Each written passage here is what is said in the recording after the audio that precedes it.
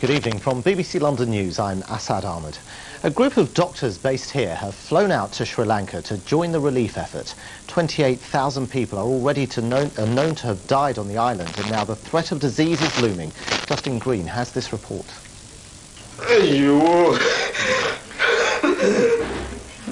A week on, and news of individuals' tragedies is still reaching relatives. In Harrow, Sasi's heard his family in a remote part of northern Sri Lanka has been all but wiped out. This one, and this one, they died. He's an asylum seeker who can't go back. His hopes now rest with this Orpington GP. She's travelling to the area and has promised to find his one daughter who survived. She went up on their house roof, and then that was collapsing. This little girl was brave enough to hold on a tree branch. That is the only way she survived. Dr. Pushpara is carrying the hopes and fears of dozens of British Sri Lankan families, but also medicine and equipment donated by hospitals and pharmacies. She's leading a team of 9 doctors from across the UK, including London surgeons and other specialists who felt they just had to help. To be honest with you, I'm petrified. I've never done anything like this before in my life. But part of me is extremely excited because I'm going to do my best and do whatever I can. After a lengthy flight, the doctors face an uncertain future, travelling to the most remote northeastern corner of the island, cut off for almost 20 years. The Tamil Tiger rebels are no longer fighting. They're desperate for help, villages wiped out, thousands injured or homeless. The doctors now face a 10-hour road journey to reach the affected areas, with warnings of flash floods in their way. All they know for sure is their journey and the task ahead won't be easy. Justine Green, BBC London News. Well, meanwhile, in East London, a Tamil community centre says it's had a huge response to its appeal for donations. A group of volunteers at the London Tamil Sangam in Manor Park have been bagging up thousands of clothes given by local people. They've also raised more than £8,000 in donations for the victims of the earthquake.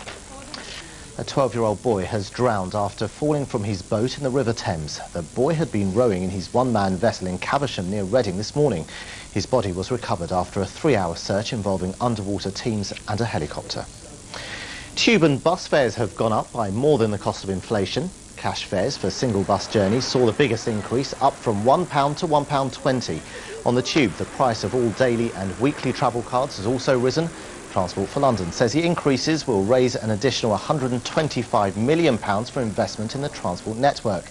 But the hike hasn't pleased passengers. If you compare them to Paris or Berlin, London Underground is very expensive. Every single year it goes up, and I'm not very happy. It's expensive as it is, more expensive than any other city I've been to. And I don't feel like it's paying off. They're dirty, they're cold, they're uncomfortable, they're crowded every day. Well, football now, and Barnet have gone 13 points clear at the top of the Nationwide Conference League.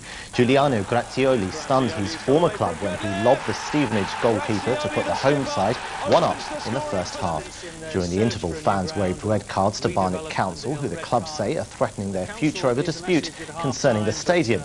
Well, Stevenage equalised in the second half, but Barnet had Ismail Yakubu to thank for an 87th minute header, which clinched a victory for the top of the table side. Well, in Rugby League, Premiership champions Wasps cruised to a straightforward win against bottom-of-the-table Harlequins. They won the match 27-15. Well, a look at the weather forecast now, and tonight should remain dry, but it will turn cloudy later. There's a risk of icy patches on the roads with a minimum temperature of 3 Celsius. Tomorrow will be dry and bright with a maximum temperature of 10 Celsius. That's it from the weekend team. Mike Ramsden is back tomorrow morning from 6:30 with the latest news and bank holiday travel information. Until then, from all of us, have a very good night. Bye-bye.